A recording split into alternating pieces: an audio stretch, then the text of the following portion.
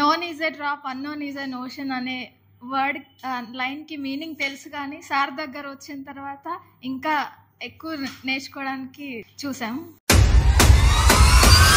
KS బాబా arts academy ద్వారా sir class ఎలా ఉండేది అంటే, ఎడిటింగ్ గురించి మనం మాట్లాడుకోవాలంటే చాలా ఇన్స్టిట్యూట్లు తిరిగాను.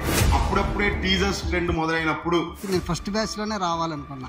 అంటే అప్పుడు నేర్చుకున్నాయి దాకా ఇప్పటిదాకా నేర్చుకున్నా. ఎలా చెప్తారు అని మా హస్బెండ్కి హెల్ప్ చేయాలని. సార్ చెప్పే విధానం ఎలా ఉంటుందంటే ఎడిటర్ది 70% వెళ్ళిపోయింది. బావ ప్రతి ఒక్కటి మీకు 1కి 10 ఎగ్జాంపుల్స్ చెప్పారు. నా పేరు చందు, కొత్తగూడెం నుంచి వచ్చాను. నా పేరు అమీర్ బాషా, ఏలూరు నుంచి వచ్చానండి. నల్గొండ నుంచి వచ్చాను. నా పేరు కృష్ణ. నా పేరు షేక్ ఇర్ఫాన్.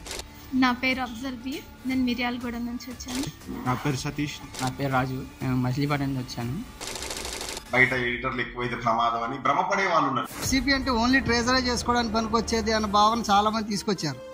కానీ సార్ క్లాస్ అన్నాక రెగ్యులర్ వీడియో కూడా ఇంకా హైలైట్ చేసి చూపించుకోవచ్చు, మన క్లయింట్కి ఇచ్చుకోవచ్చు అనేటువంటి మంచి ఆలోచన.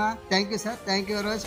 అంటే నాకు కొంచెం మ్యాక్ గురించి తెలియదు, కొత్తగా నేర్చుకోవడానికి వచ్చిన. ఇప్పుడు నేను సక్సెస్ అయ్యాను. బీట్ కటింగ్ కానీ మన ప్రీ వెడ్డింగ్ సాంగ్స్ హైలైట్ చేయడం, విఎఫ్ఎక్స్ అని అన్నీ నాకు ఓకే. ఇప్పుడు డౌట్స్ ఇప్పుడైతే నేను ట్రెడిషనల్ కానీ సినిమాటిక్ సాంగ్ కానీ చేయగలననే నమ్మకం నాకు.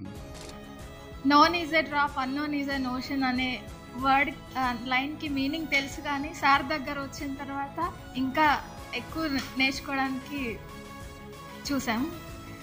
హైదరాబాద్ కోచింగ్ సెంటర్కి వెళ్ళి ఇరుక్కున్నాడు. లక్కీగా మన దగ్గర తెలుసుకొని క్వైట్ ఆపోజిట్ ఉంది, మీ ఇన్స్టా మొత్తం నేను చూశాను, ఇక్కడ జరిగేది వేరు, మీ దగ్గర జరిగేది వేరు నేను తెలుసుకున్నా. వెరీ సూన్ మీ నెక్స్ట్ బ్యాచ్ లో వస్తాను. సార్ డెడికేషను, ఆయన సిన్సియారిటీ, ఆయన టైమింగ్, అసలు అందరికీ 24 గంటలే ఉంటాయి, కానీ ఆయనకి ఎక్స్ట్రా టైం ఉంటుందేమో అనిపిస్తుంది ఆయన చేసే వర్క్ చూస్తే.